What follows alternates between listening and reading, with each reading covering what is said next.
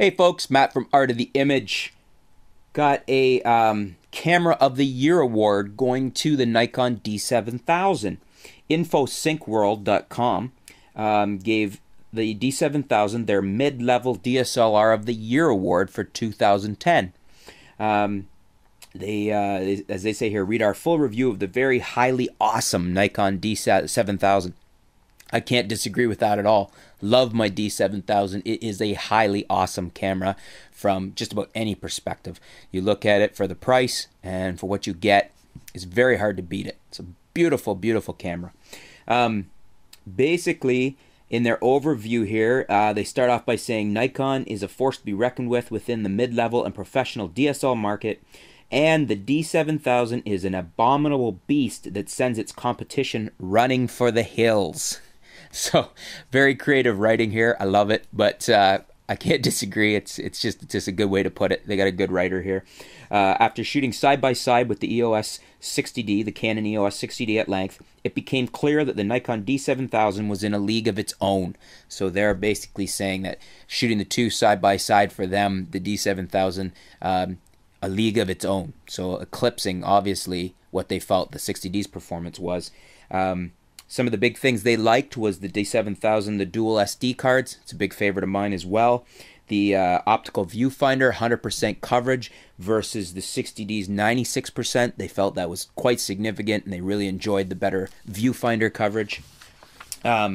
They preferred the autofocus. They said the D7000 edged out the 60D, that its 39-point system was better and beat out the 9-point system in the 60D, the Canon. And still image quality, very pleased with it, excellent. Shot side by side with the 60D. Some really great images they got, fantastic images. We know both these cameras are capable of very good image quality. They said high ISO shooting of the D7000 versus the 60D. The D7000 images were more defined at full resolution, and color reproduction was more accurate than the 60Ds. So I would parallel that with my findings on the D7000. It has very, very nice high ISO for a 16 megapixel crop sensor camera. You can easily shoot at ISO 6400, and it's quite usable. For professional level paid work, I try to stay at 32 or under, but for anything else, 6400 is absolutely fine, and you can even go higher if you're intending on black and white use or small use online. They're saying that for video quality, they say it was a tight race between the two, between the 60D and the D7000. They said the Nikon colors were more accurate, but the D7000 produced a slightly larger amount of noise, and that this again, the colors were significantly more accurate than the EOS 60Ds.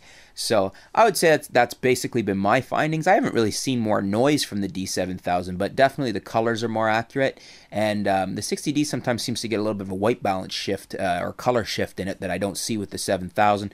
The 60Ds are a little bit more saturated.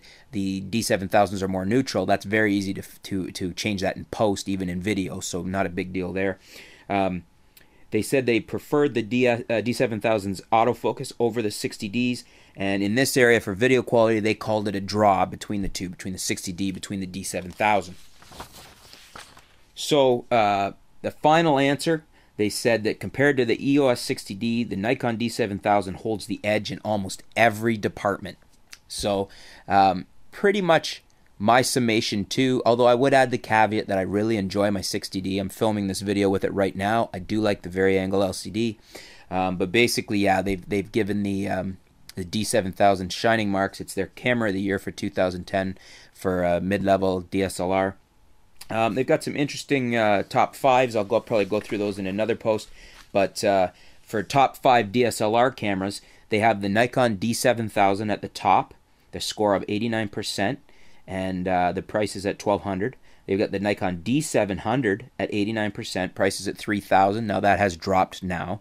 The Pentax KR is the third. The Canon EOS 5D Mark II is fourth, and the Pentax K7 is fifth.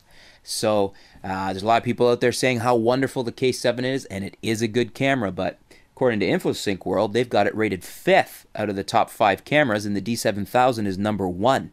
So take that for what you will. But number 1, D7000, camera of the year for 2010 in infosyncworld.com. I'll put a link to that at the bottom, and tell me your comments, see what you think. I think a lot of us would agree the D7000 merits camera of the year for mid-level DSLR.